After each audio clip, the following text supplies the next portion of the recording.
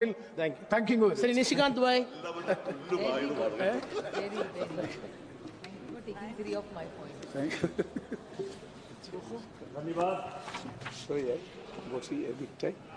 धन्यवाद सभापति महोदय। सर, ये बिल देखने में छोटा लगता है। हमारे यहाँ एक कहावत है कि सत सहिए के दोहरे, जो नावक के तीर देखन में छोटन लगे, घाव करे गंभीर। इसका क्या इम्पैक्ट है? अभी हमारे पहले जो स्पीकर बोल रहे थे, उनको माननीय प्रधानमंत्री जी ने क्या किया पिछले 10-11 साल में, शायद उसके बारे में वो पूर्णतया समझते नहीं हैं या समझाना नहीं चाहते, या अपोजिशन का जो रोल है सभी बात का विरोध करना, वही विरोध करना चाहते। ये 1876 का एक्ट है और इस बीच में भारत सरकार ने इस सदन की जानकारी के लिए 1876 के एक्ट के बाद 3 बार इंटरनेशनल कमिटमेंट किया। एक 1921 में जब अंग्रेज यहां थे, ब्रसेल्स का समझौता हुआ और उसने कहा कि लैंडिंग बिल के ड्राफ्ट को हम बदलेंगे। और दूसरा, जब कांग्रेस की सरकार थी, जनता पार्टी की सरकार पहले 1978 में, और फिर 1989 में जब राजीव गांधी जी थे, उन्होंने इंटरनेशनल फोरम पर यह बातें कही कि लैंडिंग के बारे में जो वाहन पत्र है, जिसके बारे में कि लाना ले जाना, सामान कैसे, किसकी डिलीवरी होगी, कौन उसका मालिक होगा, उसके लिए हम एक्ट में संशोधन करेंगे। और 1992 में फाइनली नरसिम्हा राव ने उस एक्ट पर साइन किया। 1921 से लेके आज तक 2025 तक किसी भी सरकार ने यह नहीं सोचा कि 1876 के इस एक्ट को बदलना है। अभी रिपीलमेंट की बात हो रही थी सभापति महोदय, इस सदन की जानकारी के लिए मैं उसमें पढ़ना नहीं चाहता था, लेकिन प्रेमचंद्रन जी आपके जानकारी के लिए, क्योंकि आपने कहा कि सरकार वाहवाही लेती है कि 1500 बिल उसने पास कर दिए, मतलब रिपील कर दिए, खत्म कर दिए अंग्रेजों के समय के।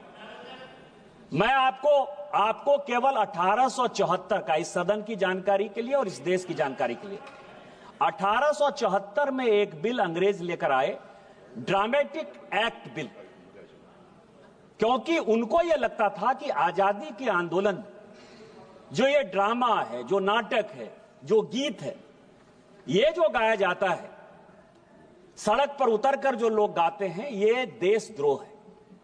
और उन्होंने एक ड्रामेटिक एक्ट बिल बनाया 1874 में, जिसमें यह कहा जाता था कि 10 लोग यदि सड़क पर डांस करते हुए, गाते हुए, नाचते हुए, ड्रामा करते हुए यदि मिलेंगे, उन सबों को जेल हो जाए।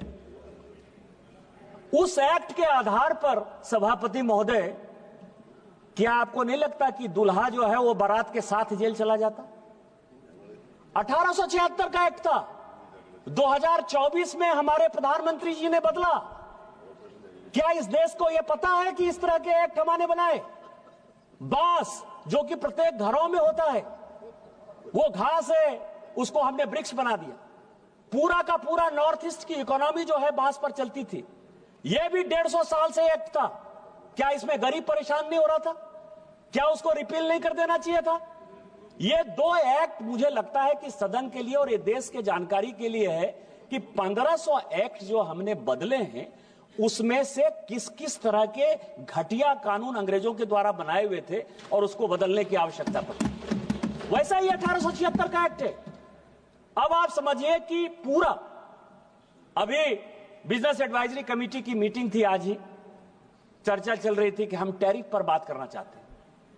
यहां कांग्रेस के युवराज आकर बात करेंगे कि उस पोर्ट पर जो है पकड़ा गया, ड्रग्स पकड़ा गया, वो पोर्ट ऐसे हो गया, वो पोर्ट ऐसे हो गया। कभी आपने सोचा कि 26/11 कैसे हो गया? बॉम्बे में इतनी बड़ी दुर्घटना हो गई, कभी उसके बारे में आपने सोचा कि आपके पास क्या अधिकार? ये लैंडिंग बिल है क्या आखिर? इस साल से लेके पिछले साल, पिछले 4-5 साल में यदि आप देखेंगे तो इस देश में लगभग 50,000 करोड़ का ड्रग्स जो है पकड़ा गया। ड्रग्स, हेरोइन ड्रग्स, जो हमारे युवाओं को नुकसान पहुंचा रहा है। यदि आप बायलैटरल की बात करेंगे तो हम कहते हैं कि टेलीकॉम मैन्युफैक्चरिंग हमारा बढ़ रहा है और चाइना जो है, चाइना से गुड्स नहीं आना चाहिए। आप कहते हैं सिंगल प्लास्टिक यूज जो है हमको बंद कर देना चाहिए। आप ये कह रहे हैं कि मिनिमम इंपोर्ट प्राइस हमने लगा दिया, स्टील सेक्टर में जो डंपिंग यार्ड हमने यहां बना दिया है वो यहां नहीं आना चाहिए। एग्री? हम आपके सारे बात से सहमत हैं कि अमेरिका यदि टैरिफ यदि लगाएगा तो हमारा व्यापार जो है दूसरे जगह बढ़ना चाहिए और उसके लिए अपना देश बनाना चाहिए, हमारे यहां मैन्युफैक्चरिंग सेक्टर को बढ़ाना चाहिए। कांग्रेस के जो लीडर ऑफ द अपोजिशन है राहुल गांधी साहब, उन्होंने बहुत कहा कि आपको मैन्युफैक्चरिंग के बारे में कुछ नहीं पता है। एग्रीड, हमको कुछ नहीं पता है भैया, लेकिन कभी ये लेडिंग बिल तो पढ़ लेते कि हमने क्या किया। आज आप समझिए कि आप किसी कंट्री के साथ, जैसे पाकिस्तान के साथ हम अपना व्यापार नहीं करना चाहते, पाकिस्तान को हम दुश्मन देश मानते हैं और पाकिस्तान के साथ हमने व्यापार रोक दिया। चाइना के साथ हम अपना बिजनेस नहीं बढ़ाना चाहते, हमारे सिक्योरिटी का सवाल है, हमारे मैन्युफैक्चरिंग का सवाल है। टेक्सटाइल में हम पूरी दुनिया में आज जिस तरह से बांग्लादेश के हालात हैं और पूरे चाइना के हालात हैं, हम टेक्सटाइल के साथ बढ़ना चाहते हैं। लेकिन यदि बढ़ना चाहते हैं आप, तो यदि शिपिंग संघाई पोर्ट से हुआ और संघाई पोर्ट सिंगापुर चला गया, यदि किसी आदमी ने चाइना से टेक्सटाइल को हमारे यहां के लिए भेजा और उसने कहा कि ये सिंगापुर जाएगा और सिंगापुर से नाम बदलकर वो फिर यदि हिंदुस्तान आ जाएगा, तो हम तो कहेंगे कि इसका जो डेस्टिनेशन पोर्ट है, डेस्टिनेशन पोर्ट है, वो तो सिंगापुर है। उसी तरह से ऑयल के बारे में मान लीजिए कि कई एक देशों के साथ हमने, अभी सीरिया को हमने बैन किया हुआ है, लीबिया को हमने बैन किया हुआ है। हमारे यहां फर्टिलाइजर की बहुत कमी है। फर्टिलाइजर का जो जिससे बनता है फर्टिलाइजर, चाहे नाइट्रेट हो चाहे फॉस्फेट हो, ये यदि आता है तो उसमें कई एक जगह बैन है। तो जो पोर्ट है, कहां से ये कंसाइनी को दिया गया, कहां शिप पर ये लोड हुआ, कितना केजी लोड हुआ, कहां से ये शिप कहां गया, उस शिप से फिर वो भारत में किस तरह से आया, या भारत में जो लोड हुआ। जैसे मैं आपको बताऊं कि ब्लैक मनी की बहुत बात होती है इस देश में। ब्लैक मनी के बारे में 72-73 का जो रिपोर्ट है और 2012 में इसी सदन में जो ब्लैक मनी पर माननीय प्रणब मुखर्जी साहब ने, तत्कालीन वित्त मंत्री जी ने, जो अब बाद में राष्ट्रपति हुए, उन्होंने जो व्हाइट पेपर जारी किया, व्हाइट पेपर में उन्होंने कहा कि ब्लैक मनी जनरेट होने का सबसे बड़ा साधन 85% इस देश का ब्लैक मनी केवल और केवल इंपोर्ट और एक्सपोर्ट से हुआ।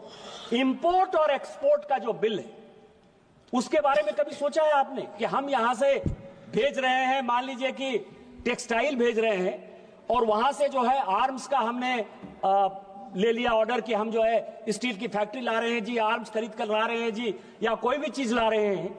इसके बारे में इस देश में 1876 से लेकर आज तक एक बहुत बड़ा वैक्यूम रहा। जिस इलेक्ट्रॉनिक्स की बात करते हैं कि ई बिलिंग होनी चाहिए, इलेक्ट्रॉनिक बिलिंग होनी चाहिए, प्रेमचंद्रन साहब आपकी जानकारी के लिए पूरी दुनिया में 45 मिलियन बिलिंग होती है, लैडिंग होती है। उसमें से पूरी दुनिया, आपने अमेरिका का उदाहरण दे, क्योंकि दूर का ढोल सुहाना होता है। अमेरिका को मान लीजिए कि अमेरिका बहुत डेवलप्ड है, बहुत अच्छा कर लिया होगा। चीन बहुत डेवलप्ड है, बहुत अच्छा कर लिया होगा। यूरोप पूरा अच्छा कर लिया होगा।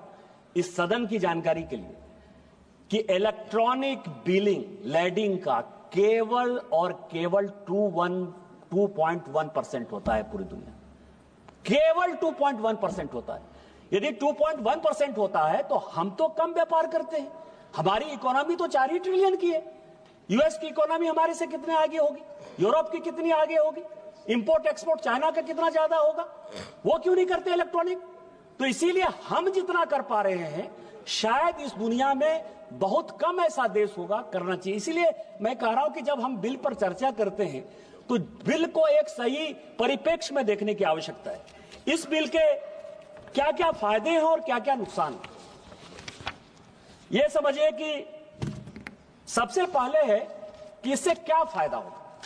पार्टी डिटेल्स मिलेगा कि किसका प्रोडक्शन है, किस कंपनी ने यह प्रोडक्शन किया है। यदि स्टील आ रहा है, मान लीजिए स्टील सेक्टर को ही लेंगे, तो चाइना की किस कंपनी ने इसको प्रोड्यूस किया है, अमेरिका की किस कंपनी ने इसको प्रोड्यूस किया है, उसके बाद आएगा कि उसको इंपोर्ट का लाइसेंस किसको दिया गया, यह दूसरा सवाल है। इंपोर्ट के लाइसेंस के बाद जब वो पोर्ट पहुंचेगा तो पोर्ट में जो है उसको यह बताना पड़ेगा शिप ऑनर को, कि शिप ऑनर को यह बताना पड़ेगा कि इस इंपोर्ट के लाइसेंस के लिए यह ऑथराइज था, उसने इस शिप पर चढ़ाया। उसके बाद यह जिम्मेवारी जो है शिप ऑनर की हो जाएगी, और शिप ऑनर के बाद हमारे यहां जो इकोनॉमी होती है, जैसे नीरव मोदी का किस्सा हुआ। नीरव मोदी का किस्सा क्यों हुआ? क्योंकि बैंक की जो गारंटी थी, जिसको एलसी कहते हैं, जिसके आधार पर कि भारत में कोई सामान आएगा या भारत से कोई सामान जाएगा, तो जो बैंक एलसी खोलता है, जो आपको लाइन ऑफ क्रेडिट देता है, उसमें से आपको पता है कि पंजाब नेशनल बैंक का परेशानी हुआ, स्टेट बैंक ऑफ इंडिया का परेशानी हुआ। यह परेशानी के लिए वो कौन सा आदमी है जिसने कि एलसी मंगवाया है? कौन सा आदमी? जैसे गुजरात के पोर्ट में आप कहते हो कि ड्रग्स पकड़ा गया, ड्रग्स किसने मंगाया? Who knows? Nobody knows. और आप फिर भारत सरकार, तो इसमें लैंडिंग बिल में जो सबसे बड़ा है कि पार्टी का डिटेल्स आएगा, उसकी पूरी चेन आएगी। क्या ये बिल आने की आवश्यकता नहीं थी? दूसरा है कि कार्गो जो है, कार्गो कहां से कहां गया। आज मैं बताऊं कि कई एक ऐसे कंट्री हैं, जैसे यूएस ने कई एक, रूस को बैन कर रखा है। आपको पता है कि रूस से यदि कई एक सामान यदि जाता है, अमेरिका जाता है, वो कैसे जाता है? तो जो उसकी फ्रेंडली कंट्री है, मान लीजिए कि ब्रिटेन उसका फ्रेंडली कंट्री होगा, सिंगापुर उसका फ्रेंडली कंट्री होगा, तो रूस से वो सामान जो है शिप होकर चला गया सिंगापुर, चला गया वो यूके, और वहां से जो है वो वापस जो है यूएस के रास्ते में चला जाता है। लेकिन जब हम ये बिल लेकर आएंगे, लैंडिंग बिल आएंगे, तो उसमें पूरा का पूरा ट्रांसपेरेंसी होगा कि डेस्टिनेशन कहां से ये निकला। ये जो है ये दूसरा है। तीसरा है कि कार्गो जो है, कार्गो वो वेट नहीं करेगा। एक सीएजी की रिपोर्ट आई कि यूपीए के सरकार के समय कम से कम 50,000 करोड़ रुपया सालाना केवल लॉजिस्टिक और कार्गो वेट में जाता है। आपको पता है कि आज की डेट में कई एक ऐसे पोर्ट होंगे, क्योंकि पोर्ट सेक्टर में कई एक समस्याएं हैं। जैसे कई एक लोगों ने कहा कि राज्यों का सवाल है, राज्यों का इन्फ्रिजमेंट है, राज्यों के पास पोर्ट है। मुझे कभी कभी हंसी आती है और कभी कभी परेशानी होती है कि पता नहीं इस देश में क्या होगा। यहां दो चीजें, मेजर पोर्ट है और माइनर पोर्ट। मेजर पोर्ट कौन है? जो भारत सरकार जिस पोर्ट को बनाती है। मैं आपको बताऊं, जैसे यहां दादा स्वागत बाबू बैठे हुए हैं, कलकत्ता का जो पोर्ट है वो मेजर पोर्ट है, और जो हल्दिया का पोर्ट है वो माइनर पोर्ट। मेजर पोर्ट इसीलिए कि वो भारत सरकार ने बनाया, और हल्दिया का पोर्ट यह है कि राज्य सरकार के सहयोग से बना। मेजर और माइनर पोर्ट का यह फर्क है। माइनर पोर्ट मेजर पोर्ट से ज्यादा बिजनेस कर रहा है, व्यापार कर रहा है। कई एक माइनर पोर्ट ऐसे हैं जिनको कि मेजर पोर्ट से उनका कोई कंपटीशन नहीं है, वो माइनर पोर्ट ही बड़ा है। लेकिन डिफिनेशन क्या है? जो केंद्र बनाएगी वो मेजर पोर्ट है, जो राज्य बनाएगी वो माइनर पोर्ट है, और उसका जो लेजिस्लेशन है वो भारत सरकार एक का तय करेगी, एक का राज्य सरकार तय करेगी। जैसे अरविंद सावंत जी मेरी टाइम बोर्ड की बात कर रहे थे। लेकिन जो कस्टम एक्साइज है, जो 5 किलोमीटर के बाद इंटरनेशनल बॉर्डर है, जाने और अनजाने इंटरनेशनल बॉर्डर पर भारत सरकार का ही अधिकार है। भारत सरकार ही उन चीजों को देखेगी। भारत सरकार ही, मान लीजिए कि कई एक ऐसे हैं, पनामा कैनाल से लेकर स्वेज कैनाल तक हमेशा इंटरनेशनल लड़ाई होती रहती है। इंटरनेशनल लड़ाई होती है तो कौन सा कार्गो कहां जा रहा है, कहां आएगा, यह डिटर्मिनेशन कौन करेगा? भारत सरकार जो है उसको सिक्योरिटी कैसे देगी? तो इस आधार पर जो वेटिंग है, कई एक कार्गो जो है कई एक पोर्ट पर हमेशा जो वेट करते रहते हैं, इस एक्ट के बाद, लैंडिंग एक्ट के बाद, उसमें एक बड़ी ट्रांसपेरेंसी आ जाएगी। मैं केवल 2-4 मिनट में खत्म करूंगा क्योंकि बोलने वाले बहुत लोग नहीं थे, इसीलिए। इसके बाद टर्म्स ऑफ पेमेंट, मैंने जैसे कहा कि एलसी यदि खोलते हैं, कई एक बैंकों के साथ जो है कि सामान यहां आ जाता है और सामान लेने को तैयार होते हैं, या क्वालिटी जो है उसकी इतनी खराब होती है, जैसे हम ही यहां से भेजते हैं, तो मान लीजिए यूएस किसी चीज को रोक देता है, सिंगापुर किसी चीज को रोक देता है, यूरोप किसी चीज को रोक देता है कि हम उस तरह का नहीं कर सकते हैं, तो जो टर्म्स ऑफ पेमेंट है वो पहले से निर्धारित होगा। वो सीपर पर, कंसाइनी पर जो है इस लैंडिंग एक्ट के बाद, क्योंकि ये बिल जो है वो इंटरनेशनल एक्ट 1878 का जो हमने साइन किया है उसके आधार पर ये बना है, तो वो तय हो जाएगा। उसके बाद जो मैंने सबसे बड़ा इंपॉर्टेंट जो इसमें डेवलपमेंट है कि जो बिलिंग, जो बिलिंग है, बिलिंग जिनके साथ हमारे आज के डेट में क्या हुआ है कि 3-4 एग्रीमेंट भारत सरकार ने लगातार किए। एक तो बायलैटरल एग्रीमेंट हमने स्टार्ट किया है कि एक देश के साथ दूसरे देश का क्या रिलेशन, बस 4-5 मिनट में खत्म करूंगा सभापति महोदय केवल। तो जो उसका जो बायलैटरल है, बायलैटरल में हमने मान लीजिए कि किसी के साथ टैरिफ में किसी को कंसेशन दिया या किसी के साथ हमने सहयोग किया, जैसे नेपाल हमारे साथ है, भूटान हमारे साथ है, हम इंडोनेशिया के साथ, साउथ ईस्ट एशिया के साथ, कंबोडिया के साथ पूरा बिजनेस करना चाहते हैं। कई एक ऐसे कंट्री हैं, जैसे नेपाल एक ऐसा कंट्री है, भूटान एक ऐसा कंट्री है जिसके पास पोर्ट नहीं है। तो इनलैंड वाटरवेज के साथ जब उनके हम सामान को ले जाएंगे तो वो बिलिंग जो है वो महत्वपूर्ण होगा कि ये मेड इन नेपाल है, मेड इन भूटान है। और इस तरह से कई एक कंट्री में जो उनकी व्यवस्थाएं हैं, लोग उसको, जैसे बांग्लादेश के साथ टेक्सटाइल सेक्टर में आपको पता है कि 10% कंसेशन है, इसीलिए हम उसके साथ मुकाबला नहीं कर सकते। तो ये सारी चीजें तय हो जाएंगी। केवल अंत में सभापति महोदय, इस सदन में चोला बंद से लेके लैंग्वेज के ऊपर बहुत बातचीत हो रही है। ये देश संविधान से चलता है, आर्टिकल 343 से लेके 348 तक। नेशनल लैंग्वेज क्या होगा, बातचीत करने का लैंग्वेज क्या होगा, तमिल की क्या स्थिति होगी, हिंदी की क्या स्थिति होगी, अंग्रेजी की क्या स्थिति होगी, इस देश में पहले से निर्धारित है। इसीलिए मेरा आग्रह होगा कि डीएमके चुनाव हारने के डर से वोट बैंक की पॉलिटिक्स के आधार पर कभी भी लैंग्वेज की बात नहीं करे और सेंटिमेंट को खत्म नहीं करे, क्योंकि आर्टिकल 15 में किसी भी कास्ट पे, रिलीजन पर, रेस पर कोई चर्चा नहीं हो सकती। और संविधान को, यदि बाबा साहब अंबेडकर के संविधान को डीएमके खत्म करना चाहती है तो भारतीय जनता पार्टी में जब तक मोदी जी की सरकार है हम उसको खत्म नहीं करने देंगे, हम मुकाबला करेंगे। Try it. Coming elections, use that as the plank. Use that as the plank in 2026 elections. Try it and see if you can. Supriya Sule, please. Thank you, sir. I stand here in support of this